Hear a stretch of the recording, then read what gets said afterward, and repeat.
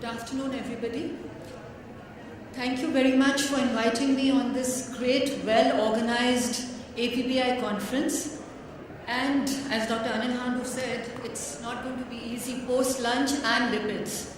It's a very potent combination.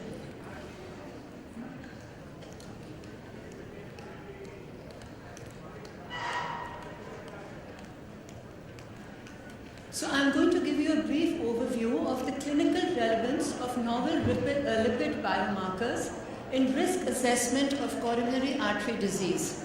I know it's a huge topic, but I'm going to try and be as brief and clinically relevant as possible. Now, we all know that currently the epidemic affecting Indians is coronary artery disease, which has been found to be exclusively diffuse and malignant, with a very high incidence in urban Indians. And what is going to be very important for us is because we have found that the average age of onset is much younger in Indians, what we now call as premature CAD. The affected population is in the younger age group because for premature we take the age group as less than 50 or 55, which is posing a very heavy economic burden on our country. And it has been seen that in this high incidence of CAD, the traditional risk factors like cholesterol, LDL, on which our therapy has always been based on, that has been our target all this while, they have not been raised. They have not been able to explain the very high incidence of CAD in Indians. So there is the urgent need to identify newer risk markers which can help us. And focus is now shifted on other lipoproteins and the constituent apolipoproteins, which are also considered as important risk markers of CAD. We all know that lipids are nonpolar. To be able to be transported in the blood, they need to be incorporated into macromolecular complexes, which are called lipoproteins. And these lipoproteins have been classified into 5 different classes, depending on the density, molecular size, the chemical composition, and the functionality. So this is just a schematic diagram which shows the classification of the lipoproteins. We have the good lipoprotein, which is HDL. Then we have the bad lipoproteins, which are primarily LDL. But now we have also finding that IDL, VLDL, and chylomicrons also constitute this group. And together they are now called as non-HDL. Now, the NCEP ATP3 classification has targeted LDL as the primary target of therapy. In fact, LDL is also used to classify the patients into the various risk categories. And less than 100 are said to be the optimal level. The other factors they have taken into account are total cholesterol and HDL. However, we have found that when LDL has been taken as a primary target of therapy, certain limitations have arisen. Now, some labs are also still doing the calculated LDL through the Friedewald's formula. This has been found to have certain limitations. Firstly, of course, is the triglyceride levels. As the triglyceride levels increase, the cholesterol content of the LDL part, as the triglyceride levels increase, especially beyond 200, problems arise. And beyond 400, it becomes inaccurate. Also, it has been seen that the cholesterol content of LDL particles varies and also is influenced by insulin resistance, hyperglycemia, etc. And thirdly, when LDL becomes less than 100, inaccuracies arise with the calculation. So LDL calculated one may not be absolutely accurate to represent the atherogenic burden. So despite it being the primary therapeutic target for CAD, we have found that LDL is not the only potentially atherogenic lipoprotein. Focus has now to shift on the other ApoB or the atherogenic lipoproteins like VLDL, chylomicrons, IDL, LPA. So looking beyond LDL measurement is the focus today. We have some newer lipid biomarkers which have been touched upon and are now being incorporated into our traditional lipid profile. Usually, we are using only total cholesterol, LDL, HDL, triglycerides. But certain newer markers are now being added into our lipid profile measurement. Now, what is non-HDL-C? Total cholesterol minus HDL will constitute the entire non-HDL cholesterol. This happens to be a single index of all the atherogenic ApoB containing lipoproteins in our body. That is, it will include IDL, LPL, VLDL, and of course, LDL. Now, this has gained importance because it turns out to be more practical, reliable, and inexpensive. Because for this, you really need total cholesterol and HDL. And has major advantages that it can be used in the non-fasting state. It has now been used as a surrogate marker for ApoB. And in those subjects, especially those with increased triglycerides, this has been made the secondary target of therapy.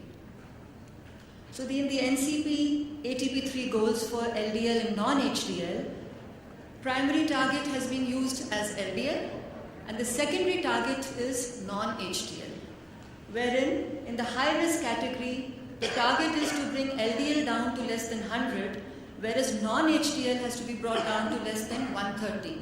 And in the low-risk category, LDL can be less than 160 and secondary target for non-HDL can be less than 190. Now coming to the apolipoproteins.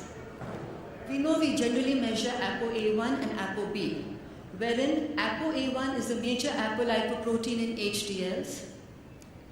It has a main role in reverse cholesterol transportation, has anti-inflammatory, antioxidant, and most importantly has anti-atherogenic properties.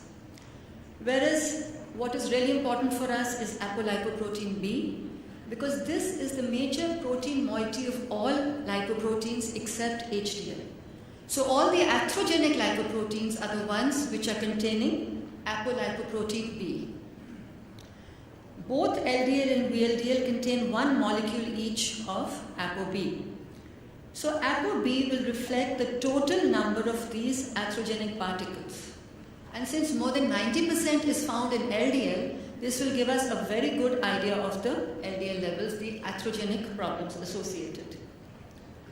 Now ApoB as a risk indicator. It is said to be a more reliable marker of the number of all atherogenic particles, since each LDL, VLDL particle contains one ApoB, and it is a better marker in patients with lipid-lowering therapy. Now this is where it really scores, because it has been seen in when patients who are getting the lipid-lowering therapy that when HDL and LDL reduce, their predictive power also decreases. However, with ApoB, it is not very much affected by the lipid-lowering therapy. So its predictive value remains the same. It does not decrease like LDL and cholesterol.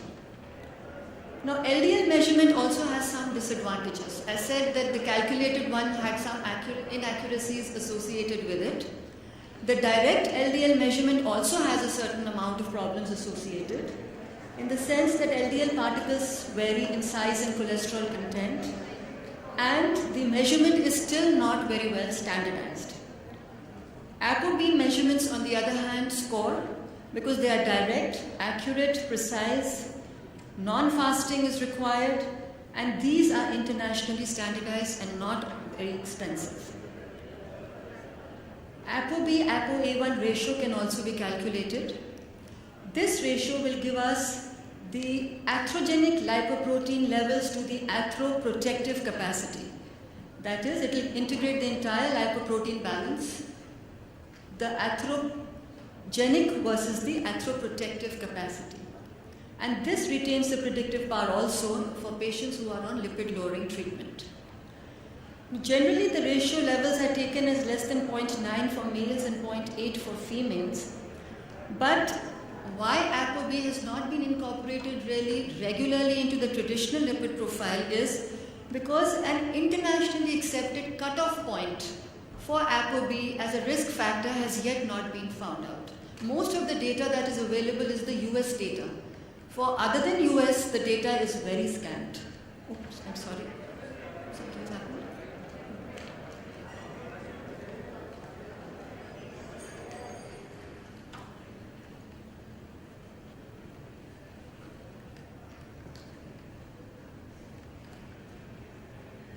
So we next move on to apolipoprotein E.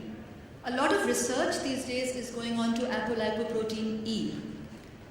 Now the gene locus for ApoE is polymorphic, which means that there are 3 alleles associated with it, epsilon E2, 3 and 4, each coding for 3 protein isoforms, E2, E3, E4. And all these differ from each other only by 1 amino acid.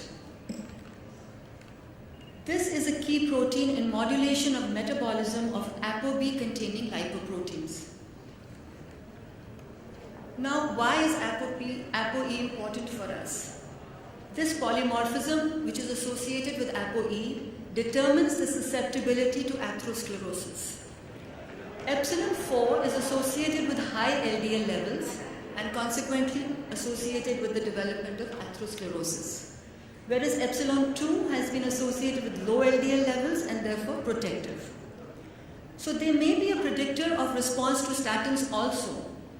However, the clinical use, that is the routine screening, is still not very clear, and it has not yet been identified as an important emerging risk factor by ATP3. So it is not used routinely in our clinical practice. Now the next lipid marker that has gained a lot of importance in the past couple of years is lipoprotein A or LPA. This is basically telling us the genetic predisposition to coronary heart disease. It is highly heritable. It attains lifelong levels by 2 years of age. So CAD can be identified much earlier than what we are doing now. And it has no correlation with lifestyle modifications like diet or exercise. They do not affect LPA levels, and neither do the established risk factors have any effect on it. This is said to form a link between atherosclerosis and thrombosis.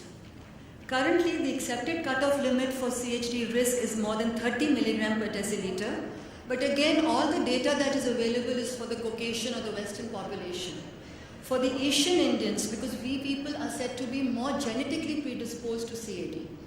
So for Asian Indians, it has been proposed that the cutoff to be lowered to more than 20 milligram per DL.